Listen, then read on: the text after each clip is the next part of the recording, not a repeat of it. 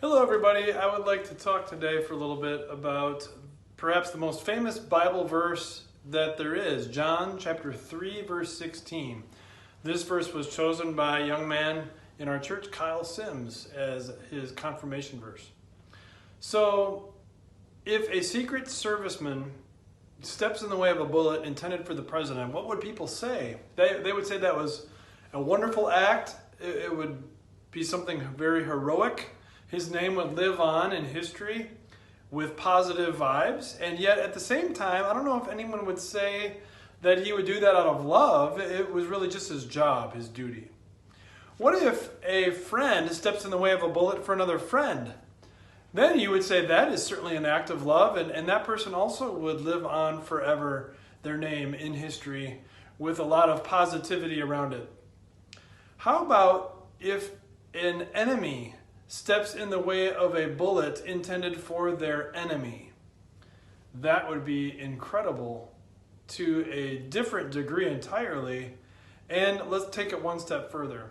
How about someone putting their child in the way of a bullet intended for their enemy? That's unfathomable. I care about a lot of you, but I would never give up my child for you. And you, many of you who know me, care about me, but you would never give up your child for me. And yet, what do we find in the most famous Bible verse that there is, John chapter 3, verse 16? Let's look at it together. For God so loved the world that he gave his one and only Son, that whoever believes in him shall not perish, but have eternal life.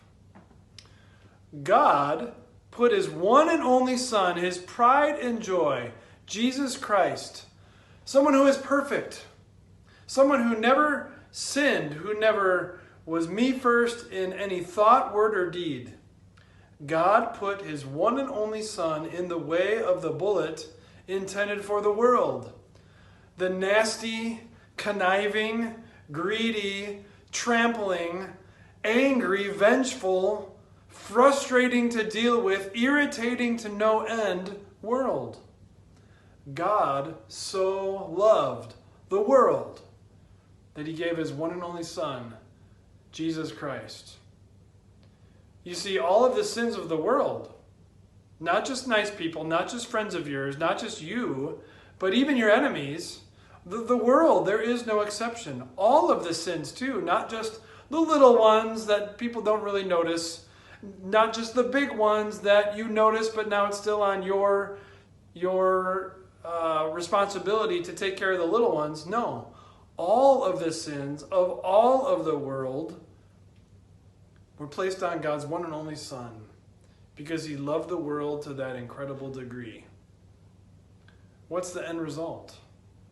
God so loved the world, looking out for them, not just with his emotions, but also with his actions. Not just for the people just like you, but also for the people not like you at all. Not for the popular ones that pretty much everybody likes, but also for the despicable ones that nobody likes. God so loved the world that he gave his one and only Son, putting Jesus into the way of the cross so that whoever believes in him will not perish but have eternal life. When you think about that, you can't help but be astonished at the love of God for a fallen sinner just like you. You also can't help but let that love impact you in the way that you live your life. Instead of being impatient and grumpy and greedy and unforgiving, you become someone who loves even an enemy. Someone who is patient and listening and willing to hang tough even when others abandon that person who is running the wrong direction. You become someone who has love that isn't just a feeling but an action, just like God's love for you wasn't just a feeling but was also an action. You become someone who is willing to give up what you otherwise would protect in order to help someone whether they deserve it or not. What an incredible thing God has done for us. giving his one and only Son with intense love that knows no end, so that whoever believes in him will not perish, but have eternal life. Will you do this going forward?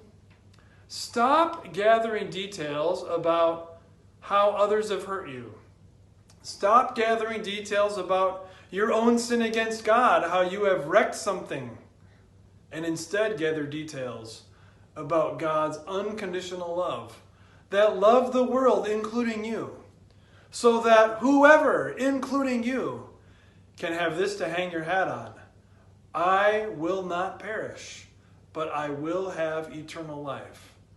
Gather more and more details about what God has done for you, not because you deserved it, but because he has finished the task of giving it.